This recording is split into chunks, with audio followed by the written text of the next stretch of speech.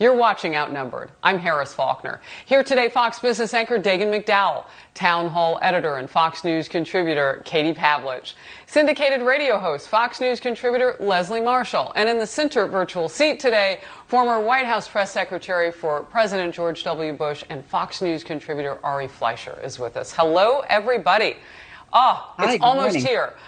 Leslie, I come to you on this with just, you hear Ari Fleischer, just the strategy outside of just ignore it. I mean, 6 days are an eternity in this particular news cycle. So if you were 24 hours out, maybe that could work. But eventually, isn't Joe Biden going to do a closing argument interview? You know, I'm not sure. I think I've agreed twice in my lifetime with Ted Cruz, and yesterday was one of those days when he said the voters don't care about Hunter Biden, his laptop, or his emails. Look, here's the problem with this, Harris. It is 6 days before the election. There are a lot of people that say, well, where was this guy before? Why didn't he say it? Why don't we have other people that worked with him and surrounding him saying, yeah, I was there for that conversation? And some people say, like the Biden campaign, obviously not saying, but saying with their silence, we're not going to give credence to this by not responding to this. The bottom line is, unless you have somebody coming forward, it is like in a court of law hearsay. When you just look at Joe Biden's tax returns, they don't show any evidence of what is being claimed by Tony. And in addition, the claim specifically of the Sinohawk Holdings, CEFC, both unverified. So quite frankly, I think the Biden campaign 6 days out is smart to be silent on this. And sadly, the voters pretty much have already made up their minds or have already voted, and this won't matter. You know, I feel like I want to hear from you, Leslie, just on this idea and the vocalization just in recent days by those progressives in your Democratic Party about pushing Joe Biden. And I had read that piece in the Wall Street Journal. That aside, it's just the basic knowledge that if you are under pressure, he's 78 years old. It's not likely he would run for election if he were to win this time, that he would run for re-election. So he's got to get done what he wants in 4 years. And if you've got your party then fighting over what that looks like, getting stuff done, you know, how do you take care of that? He says it's his party, but is it?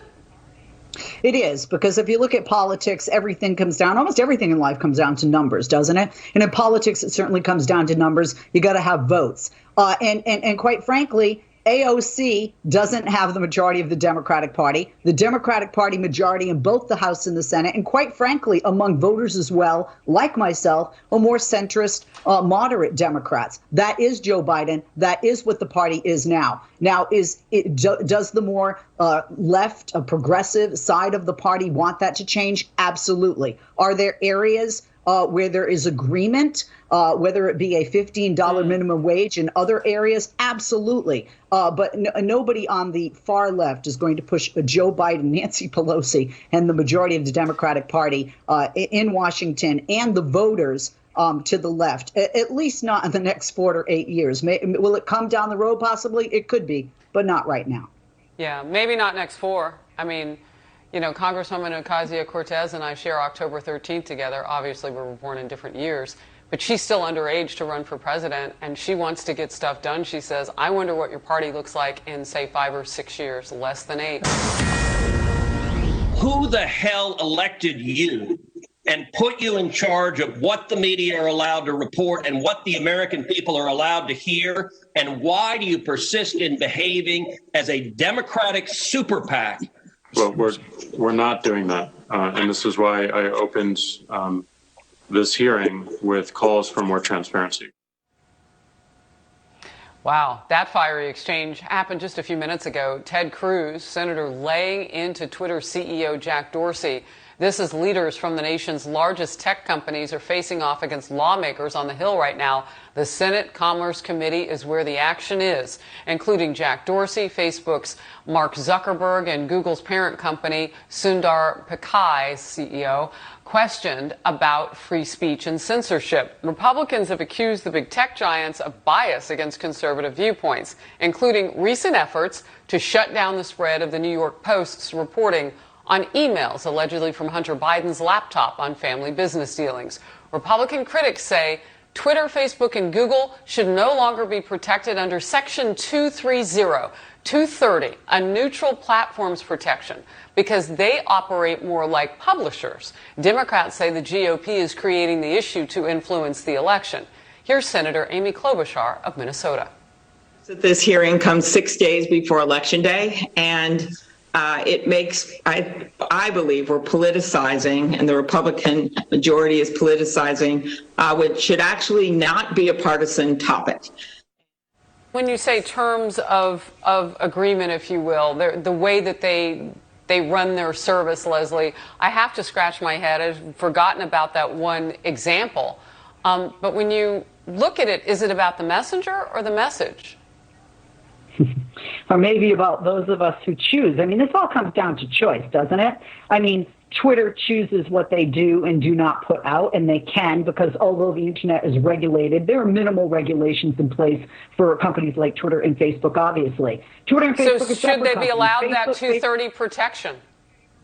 Well, it could be reformed if people believe that it has to be. I think if Donald Trump wins the election next week, to Senator Klobuchar's point, it'll be proven that it was politically motivated. But to Ari's point, Harris, if this is hurting conservatives, then how, after Twitter and Facebook were accused of the same thing in 2016, did Donald Trump win the election? How did Republicans win the Senate? So I don't think Twitter and Facebook are out to get conservatives, but it is choice. And if that's how conservatives feel, the president posts on Twitter, lots. And if that's how conservatives feel, you are the consumer. Don't go to Twitter. Wait, I have to push back on that. There is Facebook, no. You have a choice. Twitter has a choice. Katie, push back on. Philadelphia is on edge for a second straight night. The city of brotherly love, well, is something else right now, rocked by violent protests following the police shooting death of a black man who police say refused to drop a knife. Hundreds of looters going through stores, breaking in and taking what they wanted. At least 30 police officers injured in the last couple of nights as they try to restore order there. The unrest spreading to other large metropolitan areas, including New York City, Portland, Oregon, and Washington, D.C., where police used tear gas to disperse the crowds. The violence not going unnoticed on the campaign trail, as you might imagine, this many days out, so close to the election. President Trump in Wisconsin blaming Joe Biden and the Democrats. Philadelphia was torn up by Biden-supporting radicals. 30 police officers, Philadelphia police officers, great people, they were injured, some badly. Biden stands with the rioters, and I stand with the heroes of law enforcement. Meanwhile, Joe Biden has denounced the violent protests during a stop in Georgia. Season of protest has broken out all across the nation. Protesting, though, is not burning and looting. Violence can never be a tactic or tolerated, and it won't. But much of it is a cry for justice from a community that has long had the knees of injustice on their necks. Leslie, as we look at this, though, you know, I remember from that first debate what's playing out in American streets and the violence separated from the peaceful protests were not part of the DNC convention.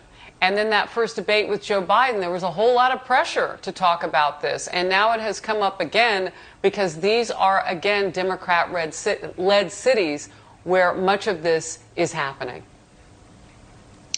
Joe Biden has been very clear, especially in the last debate. And we heard today, and you just heard a soundbite, he also spoke about this yesterday, that the racial injustice is prevalent in this country. It is wrong. The vitriol in this country is wrong. The division is wrong. And one of the reasons he is running is to unite. So for those, the majority, according to the majority of swing states and nationally, the polls, at least as of this morning, like that message of unity. Senator Kamala Harris, vice presidential nominee on the Democratic ticket, said bad cops are bad for good cops. Joe Biden said in response to Donald Trump asking him, do you believe in law and order, Joe? He said law and order with justice where people get treated fairly. We are divided in this country politically, and we are divided in this country as to how to handle these situations.